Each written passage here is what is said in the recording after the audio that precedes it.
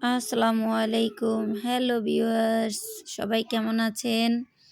আজকে আপনাদের জন্য দারুণ মজাদার রেসিপি নিয়ে হাজির হলাম। কিভাবে বাবুর্চি স্টাইলে এই রোস্ট তৈরি করবেন সেইটা আজকে আপনাদের সাথে শেয়ার করব। আমি এখানে প্রায় ২০ পিচের মতো নিয়েছি হলো মুরগি। তারপরে এখানে মুরগিটা আমি ভালো করে ধুয়ে তারপর ঝরনা দিয়ে নিয়েছি। এখানে পুরো একটা লেবুর রস আমি ব্যবহার করছি। তারপর স্বাদ অনুযায়ী দিলাম লবণ, ১ চা চামচ কালো গোলমরিচের গুঁড়া। এই উপকরণগুলো দিয়ে আমি ভালো করে মেখে নিচ্ছি।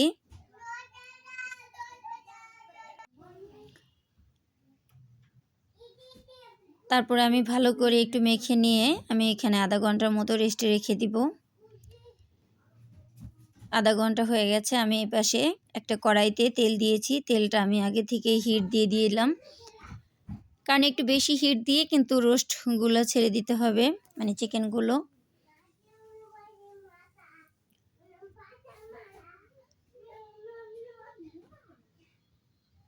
আমি ২-৩ বারে ভেজে নেব, কারণ আমি প্রথমবার যতটুকু প্রয়োজন আমি দিয়ে তারপর ভেজে নিচ্ছি।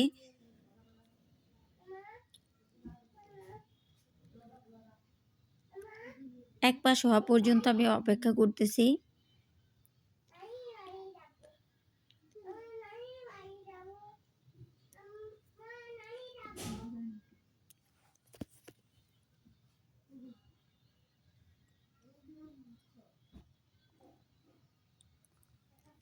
আমি অনেক রোস্ট রান্না করেছি, কিন্তু এই রোস্টটার মতো এত সুস্বাদু আমার হাতে আর রোস্ট হয়নি। কিন্তু জানি না, আল্লাহর রহমতে যে বাসায় এমনি তো প্রচুর গেস্ট আসছে, ওনাদের উদ্দেশ্যেই এ রান্নাটা করেছি। আলহামদুলিল্লাহ, আমাদের গেস্টের অনেক ভাগ্য ভালো, রান্নাটা অনেক ভালো হয়েছে। আমি নিজে রান্না করতেছি তার জন্য না, কিন্তু রান্নাটা অরিজিনালি খুবই সুন্দর হয়েছে খেতে। বাসায় সবাই খুব প্রশংসা করেছে। আমি একদম একটু হালকা গোল্ডেন কালার করে ভেজে নিলাম। একটু গোল্ডেন কালার করে যদি ভেজে না নেন, তাহলে কিন্তু আপনার রোস্টটা একদম ভেঙে যাবে।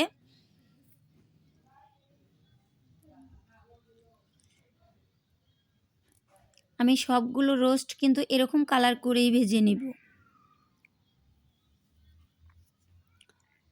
এপাশে আমি কিছু, মানে রোস্টের যেটা মশলাটা আমি তৈরি করে নিচ্ছি। আমি এখানে ব্রেস্তা নিয়েছি। আমি রোস্টের তেলের পরেই আমি ব্রেস্তাগুলো ভেজে নিয়েছিলাম। ১ বাটি পরিমাণ আমি ব্রেস্তা দিয়েছি। তারপরে কয়টা দিয়েছি কাজু বাদাম, তারপর দিচ্ছি কাঠবাদাম, তারপর দিচ্ছি চীনা বাদাম, তারপর দিচ্ছি টমেটো। এখানে আমি একটা টমেটো দিয়েছি। আপনারা চাইলে কিন্তু এখানে টমেটো সসটা ব্যবহার করতে পারেন। আমি এখানে টমেটো সস ব্যবহার করব না, সেজন্যই আমি টমেটোটা দিয়েছি। তারপরে এখানে আমি লিকুইড দুধ পাইনি, আমি গুঁড়া দুধকে একটু গোলায় নিয়েছি প্রায় ২৫০ গ্রামের মতো করে। আপনারা চাইলে লিকুইড দুধ দিয়ে করতে পারেন। তারপরে আমি ব্লেন্ড করে নেব।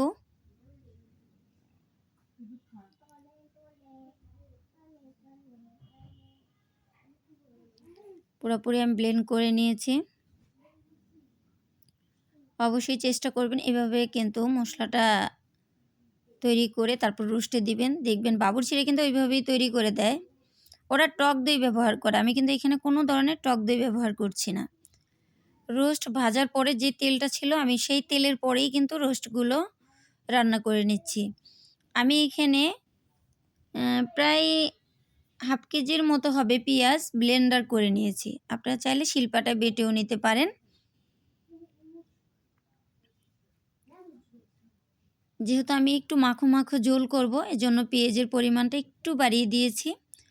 তারপরে এখানে দিলাম আদা বাটা, আদা আর রসুন বাটা একসাথে দিয়েছি। ১ টেবিল চামচ দিয়েছি আদা ও রসুন বাটা।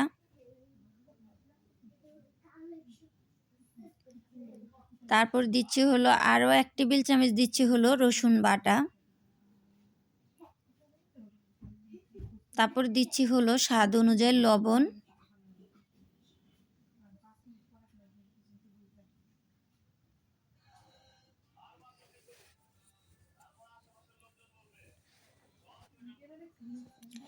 তারপরে দিচ্ছি হলো এখানে 1 চা চামচ শুকনো মরিচের গুঁড়া।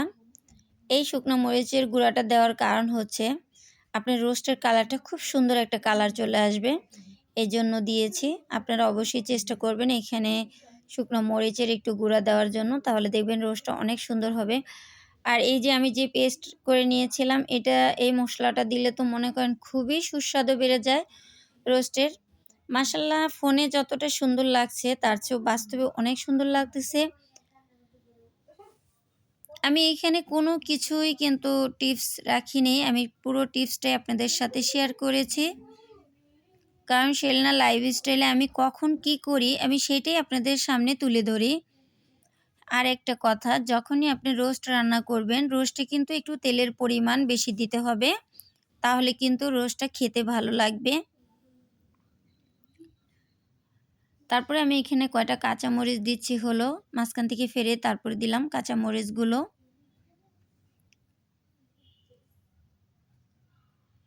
যেহেতু আমি এখানে কালো গোলমরিচের গুঁড়া ব্যবহার করতেছি, তারপরে হচ্ছে কাঁচামরিচ, তারপরে শুকনো মরিচ। এখানে কিন্তু আপনার ঝালটা আপনাদের পছন্দ অনুযায়ী দিবেন। এটা টক মিষ্টি রোস্ট হয়েছে, এজন্য ঝালের পরিমাণটাও সেভাবে বুঝে শুনে দিবেন।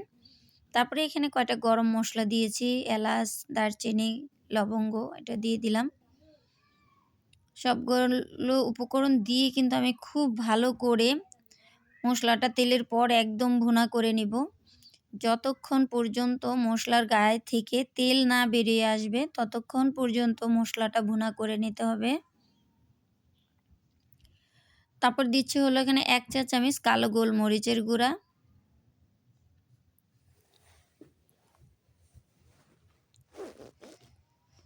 তারপরে এখানে দিচ্ছি হলো 1 চা চামচের একটু বেশি চিনি।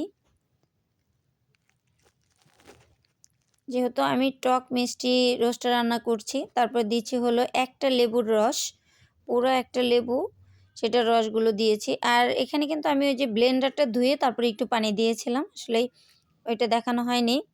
ব্লেন্ডারটা ধুয়ে তারপরে আমি পানিটা দিয়েছি। এখন আমি রোস্টগুলো দিয়ে দিচ্ছি, চিকেনগুলো সব দিয়ে তারপরে আমি এখন চুলার আঁচটা মিডিয়ামে দিয়ে তারপর আমি এটাকে রান্না করতে থাকবো। যেহেতু রোস্ট চিকেনগুলো আমি ভেজে নিয়েছি একটু ভালো করে, এখন আমি চুলার আঁচটা একদম মিডিয়ামে দিয়ে তারপরে হচ্ছে আমি 10 মিনিট ধরে আমি রান্নাটা করে নিব।